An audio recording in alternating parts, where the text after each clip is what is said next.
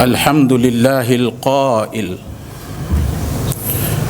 واتقوا فتنة لا تصيبن الذين ظلموا منكم خاصة واعلموا أن الله شديد العقاب أشهد أن لا إله إلا الله وحده لا شريك له وأشهد أن محمدا عبده ورسوله اللهم صل وسلم على سيدنا محمد وعلى آله وأصحابه أجمعين أما بعد فيا أيها المسلمون اتقوا الله وأوصيكم وإياي بتقوى الله فقد فاز المتقون قال الله تعالى يا أيها الذين آمنوا اتقوا الله حق تقاته ولا تموتن إلا وأنتم مسلمون صدق الله العظيم. Hadirin sidang Jumaat yang berbahagia lagi dikasihi Allah sekalian, saya menyeru para hadirin, terutama diri saya sendiri, mari sama-sama kita meningkatkan ketakwaan kita kepada Allah Subhanahu wa taala dengan penuh ketaatan, dengan penuh keyakinan, dengan penuh keikhlasan, iaitu melakukan segala suruhan-suruhannya dan kita berusaha meninggalkan segala larangan-larangannya. Mudah-mudahan kita menjadi insan yang bertakwa, seterusnya selamat, berjaya di dunia wal akhirah. Khutbah kita pada tengah hari yang mulia ini diberi tajuk gejala fitnah meruntuhkan ummah. Hadirin yang dikasihi Allah sekalian, fitnah bermaksud tuduhan sama ada berita, kisah dan sebagainya yang diada-adakan bertujuan memburuk atau memusnahkan seseorang, sesebuah institusi atau kumpulan atau seumpamanya.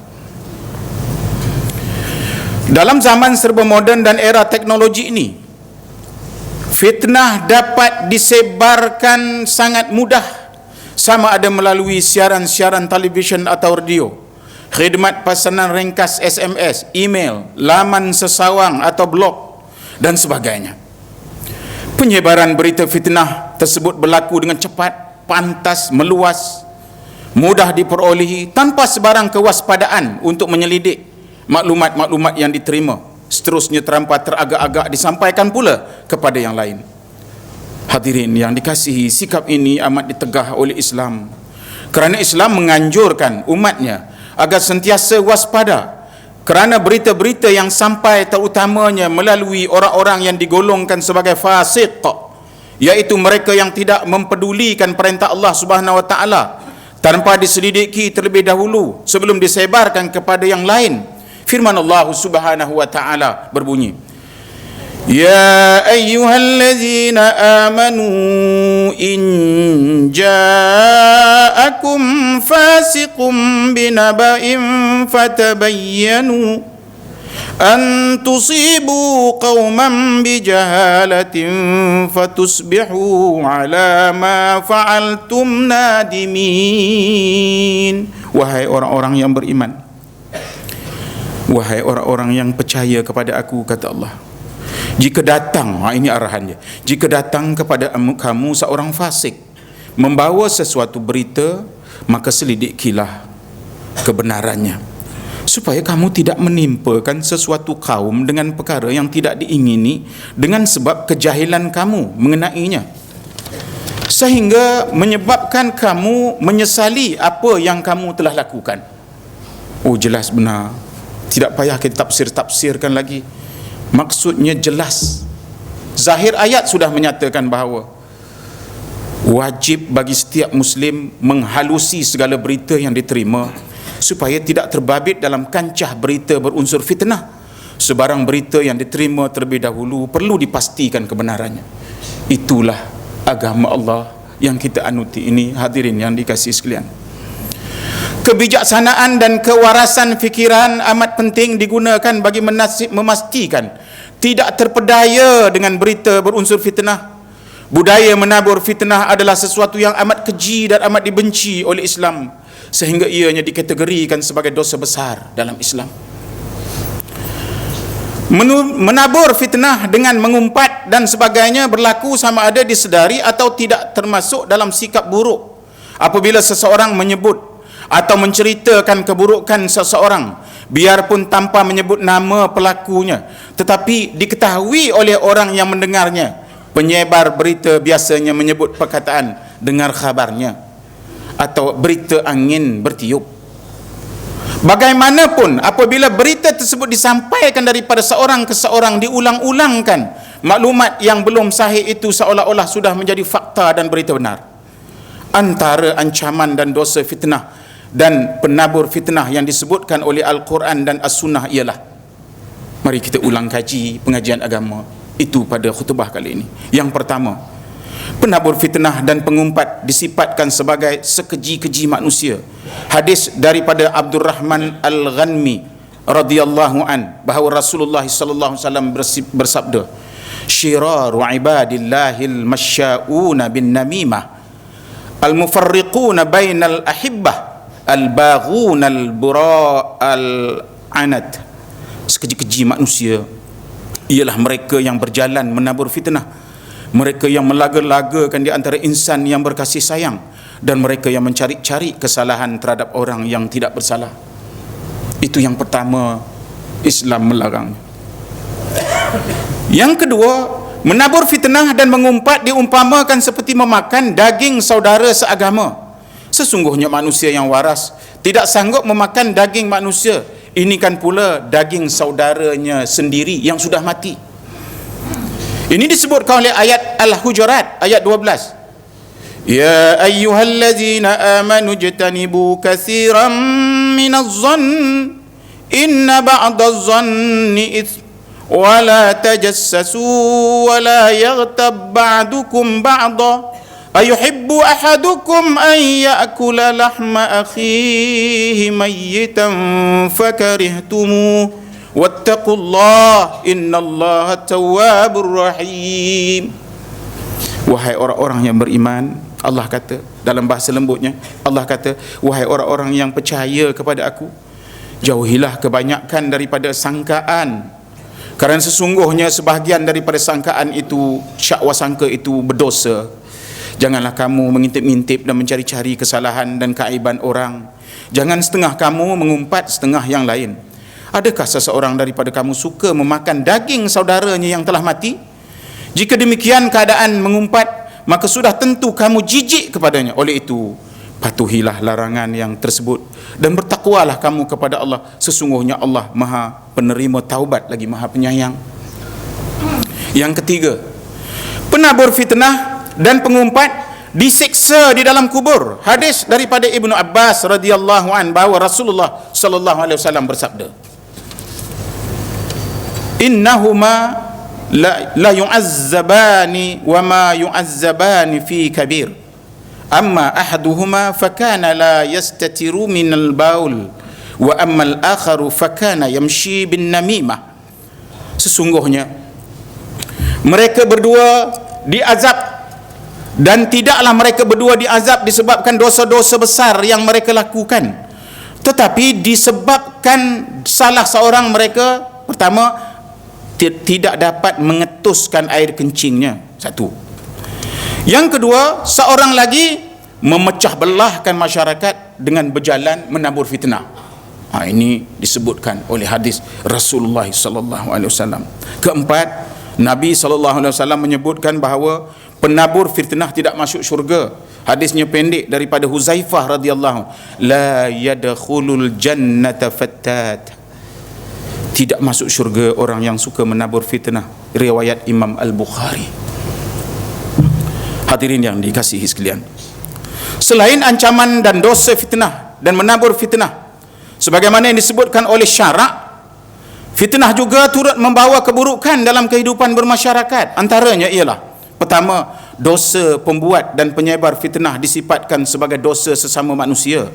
Dosa ini tidak akan diampunkan kecuali orang yang difitnah memaafkan perbuatan tersebut. Mungkin ramai menyangka perbuatan menyebarkan fitnah sekadar satu kesalahan kecil, Kerana itu mereka mudah menyebarkan berita tanpa usul periksa. Kedua, fitnah memecah belahkan rumah tangga, merosakkan masyarakat.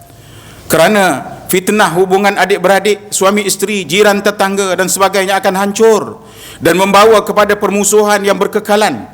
Bahkan perbuatan menyebar fitnah diumpamakan sebagai api yang membakar ranting kerana ia cepat merebak sehingga akhirnya menjadi abu. Ketiga, sikap biasanya fitnah ini disebarkan bertujuan memburukkan individu atau kumpulan. Sikap seperti ini bertujuan menonjolkan diri dan menganggap dirinya lebih baik atau lebih baik dari berbanding orang yang diburukkan. Banyak pihak yang terbabit dengan penyebaran fitnah ini terkadang-kadang tidak mempunyai sebarang kepentingan pun, tetapi disebabkan amalan tersebut sudah menjadi kebiasaan, walaupun ianya hina, namun dapat memberi satu kepuasan kepada mereka yang melakukannya. Hadirin Jumaat yang berbahagia lagi dikasihi Allah sekalian, infrastruktur fitnah ini dicipta oleh Barat, dicipta oleh musuh-musuh Islam. Percobaan demi percobaan telah dilakukan oleh pihak musuh-musuh Islam dan Barat ini kepada umat Islam, terutamanya negara Malaysia yang sangat dibimbangi pembawaan Islamnya benar-benar seperti mana yang diajarkan oleh Rasulullah sallallahu alaihi wasallam. Mereka bukan saja sembahyang, mereka bukan saja berpuasa, tetapi mereka berjaya dalam kehidupan. Ini menakutkan orang. Mereka cuba melakukan percobaan demi percobaan supaya orang Islam yang memegang kokoh kekuatan agama di negara Malaysia yang tercinta ini dapat dipecah belahkan. Kalau kita lihat misalnya bagaimana mereka memohon nama Allah untuk menggantikan perkataan God dan menggunakan bahasa Melayu untuk mengajak orang Islam jadi Kristian. Dan ini telah menyebabkan perpecahan di kalangan pemimpin-pemimpin Islam. Ada yang mendiamkan diri, ada yang tak setuju, ada pula yang menyokong. Sudah pecah kita kepada 3-4 bahagian. Dicobakannya lagi, kita tengok pimpinan Islam berpecah belah untuk mempertahankan pemimpinnya yang melawan gerakan permintaan oleh Kristian, iaitu pemurtadan. Orang Kristian nak memurtadkan orang Islam, orang Islam berpecah. Ada yang menyokong, ada yang buat diam, ada pula yang menentang habis-habisan. Berpecah lagi kita kepada 3-4 perpecahan akibat daripada fitnah-fitnah yang dibawa oleh musuh kita tadi. Pimpinan-pimpinan partai-partai Islam di negara kita ini pun tak mampu secara keras mengutuk pihak kafir yang menghina undang-undang Islam dan hudud, melainkan bermain-main dengan bahasa kerana ada kepentingan lain, bukan kepentingan Islam. Karikatur Nabi Muhammad sallallahu alaihi wasallam yang terbaru sekali percobaannya nak cuba memancing-mancing bagaimana keadaan orang Islam di Malaysia. Yang terbaru sekali sebuah filem yang Innocent of Muslim, seorang Kristian Qibti daripada Mesir telah menghina Rasulullah sallallahu alaihi wasallam. Kalau orang Islam tidak juga boleh menyatukan diri mempertahankan Nabi Muhammad sallallahu alaihi wasallam, kita nak minta siapa mempertahankan Nabi kita ini? Siapa yang akan mempertahankan Nabi ini? Orang Kristian akan mempertahan, orang kafir akan mempertahan. Janganlah kita berkiblatkan kepada parti politik kita masing-masing. Pertahankanlah Rasulullah sallallahu alaihi wasallam ini dalam keadaan bijaksana sebijak-bijaknya. Hadirin Jumaat yang berbahagia lagi dikasihi sekalian, kita selalu membaca ayat la yukallifullahu nafsan illa wus'aha. Belah hujung ayat tersebut disebutkan fansurna alal qaumil kafirin. Kita minta Allah tolong kita menghadap orang kafir ini.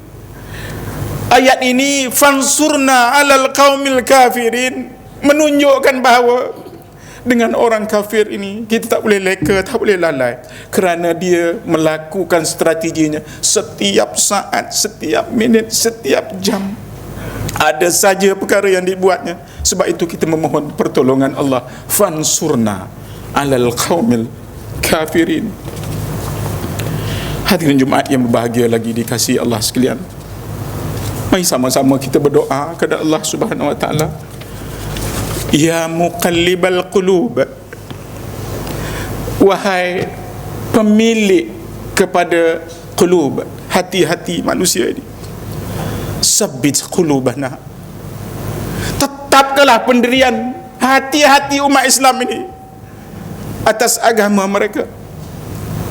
Mari kita gunakan akal waras kita mempertahankan Nabi kita, kerana Nabi ini ialah dalam syahadatain kita, asyhadu an la ilaha illallah, tiada Tuhan yang kusembah melainkan Allah, dan kita mengaku bahawa Nabi Muhammad itu ialah pesuruh Allah.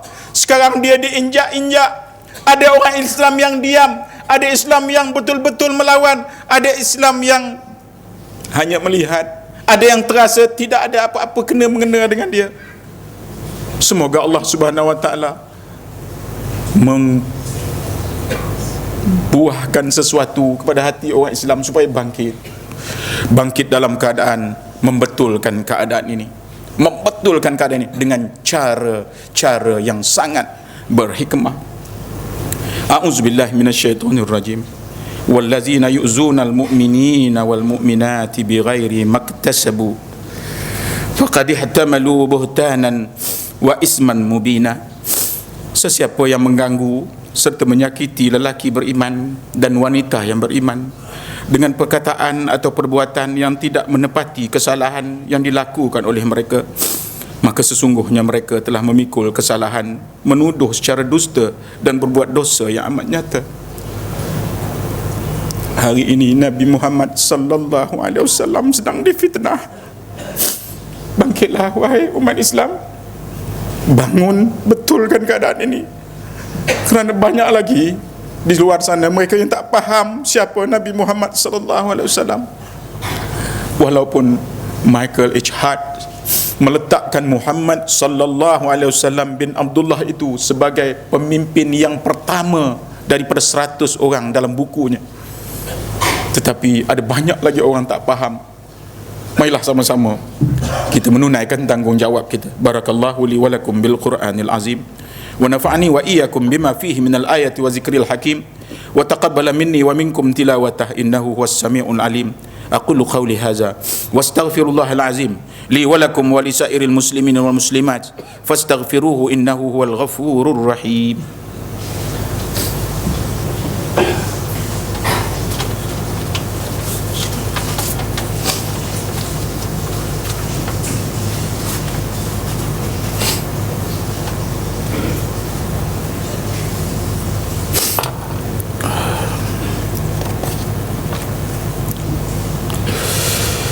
Alhamdulillah nahmaduhu wa nasta'inuhu wa nastaghfiruhu wa nu'minu bihi wa natawakkalu alayhi wa na'udzu billahi min syururi anfusina wa min sayyiati a'malina may yahdihillahu fala mudilla lahu wa may yudlil fala hadiya lahu.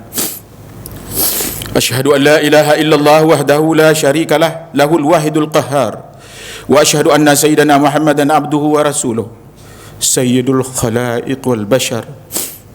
Amma ba'du, fa ya ibadallah ittaqullah wa kunu ma'as sadiqin wa'lamu anna Allah subhanahu wa ta'ala amarakum bi amrin bada fihi bi nafsihi wa sanna bi malaikatihi musabbihati bi qudsihi. Faqala Allah ta'ala mukhbiran wa amiran, inna Allah wa malaikatahu yusalluna 'alan nabi ya ayyuhallazina amanu sallu 'alaihi wa sallimu taslima. Allahumma salli ala Sayyidina Muhammad wa ala ali Sayyidina Muhammad kama sallaita ala Sayyidina Ibrahim wa ala ali Sayyidina Ibrahim wa barik ala Sayyidina Muhammad wa ala ali Sayyidina Muhammad kama barakta ala Sayyidina Ibrahim wa ala ali Sayyidina Ibrahim fil alamin innaka Hamidum Majid.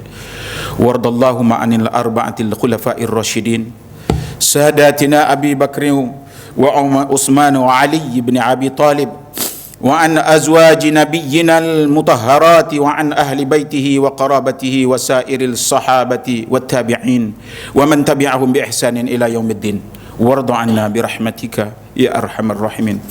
اللهم اغفر للمسلمين والمسلمات والمؤمنين والمؤمنات الأحياء منهم والأموات. اللهم أنزل الرحمة على السلاطين الكرام وولاة المسلمين العظام الذين قدوا بالحق وبه كانوا يعدلون. وخصوصا على Sri Paduka Baginda Yang di-Pertuan Agong Al-Mu'tasim Billah Muhibbuddin Tuanku Al-Haji Abdul Halim Muazzam Shah Ibn Al-Marhum Sultan Badli Shah, wa ala Sri Paduka Baginda Raja Permaisuri Agong Tuanku Hajah Haminah. Allahumma atil umrahuma muslihain al-muwazzafin wal-ra'iyati wal-bilad wa balligh maqasidahuma li tariqil huda wal-rashad. Allahumma ja'al maliziyya وسائر بلاد المسلمين طيبة آمنة مطمئنة رخية. ربنا لا تزغ قلوبنا بعد إذ هديتنا وهب لنا من لدنك رحمة إنك أنت الوهاب. ربنا آتنا في الدنيا حسنة وفي الآخرة حسنة وقنا عذاب النار. ربنا اغفر لنا ذنوبنا ولوالدينا وارحمهم كما ربونا صغارا ولجميع المسلمين والمسلمات والمؤمنين والمؤمنات الأحياء منهم والأموات. عباد الله إن الله يأمر بالعدل والإحسان وإيتاء ذي القربى وينهى عن الفحشاء والمنكر والبغي يعظكم لعلكم تذكرون. فاذكروا الله العظيم يذكركم واشكروه على نعمه يزدكم واسألوه من فضله يعطيكم ولذكر الله أكبر والله يعلم ما تصنعون. أقم الصلاة.